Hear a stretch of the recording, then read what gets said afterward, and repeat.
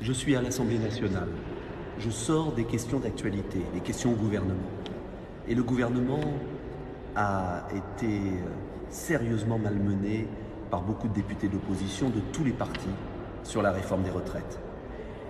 L'hypocrisie, la malhonnêteté intellectuelle, la perversité de ce gouvernement apparaît à grand jour. Olivier Marleix, député LR, a posé une question très pertinente sur le rôle des fonds de pension américains dans ce qui se prépare. Vous savez que cela fait des semaines que j'explique que la réforme des retraites menée par le gouvernement va détruire la répartition, c'est-à-dire le fait que ce sont les cotisants, ceux qui travaillent aujourd'hui, qui payent pour les retraités d'aujourd'hui, pour introduire le virus de la capitalisation, c'est-à-dire d'un marché des retraites offert aux compagnies d'assurance, au marché financier. C'est le passage d'un système juste, issu du Conseil national de la résistance, à un système privé où les plus riches se paieront leur retraite sur mesure, alors que les plus pauvres n'auront plus beaucoup d'argent pour payer leur retraite.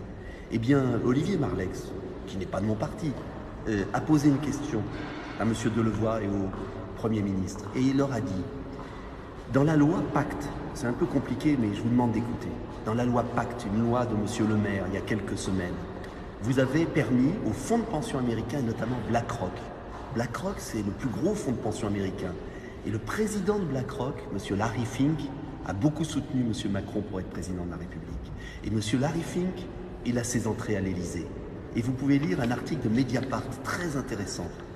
Retraite, BlackRock souffle ses conseils pour la capitalisation à l'oreille du pouvoir. Je vous invite à lire cet article. Bref, Olivier Marleix, député républicain, dans l'hémicycle tout à l'heure, à l'instant, vient de poser la question au Premier ministre. Pourquoi dans la loi Pacte, vous avez favorisé les fonds de pension américains qui pourront proposer aux salariés des plans d'épargne retraite défiscalisés? Première étape, personne n'a vu cela. C'était l'article 20 du projet de loi et puis ensuite l'article 70. Et puis aujourd'hui, M. Delevoye nous annonce, et le Premier ministre, que pour les très hauts revenus, les plus hauts revenus, les 300 000 plus hauts revenus de France, ils ne seront plus assurés leur retraite, ils ne verront plus assurer leur retraite par le système des complémentaires retraite. Le système général assurera la base de leur retraite. Tout le reste, ils devront passer, non plus par le système public, les complémentaires retraite, mais par les systèmes privés.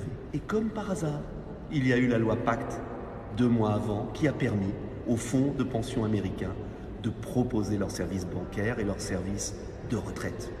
Cela veut dire quoi? Cela veut dire que la sécurité sociale, le système des retraites, va perdre 3 milliards de cotisations des plus hauts revenus de France.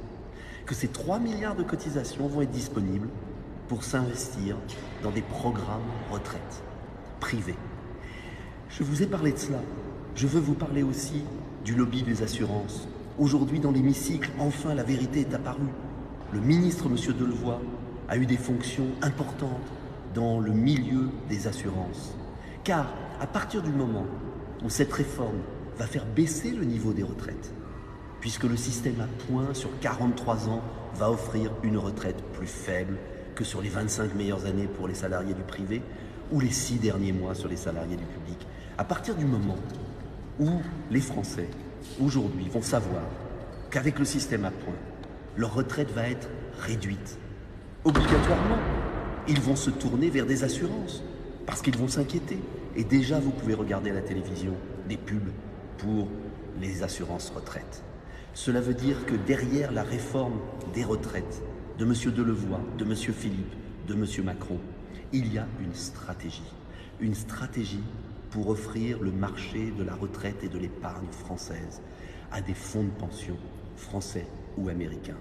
C'est le passage d'un système égal où l'on cotise selon son niveau de salaire et où l'on perçoit selon ses meilleures années de salaire à un système inégal où seuls les plus riches, ceux qui ont les revenus les plus importants, pourront préparer leur retraite. Emmanuel Macron, aujourd'hui, sème la politique du pire car il veut récompenser les marchés financiers, les banques, les assurances qui lui ont permis d'être élu président de la République.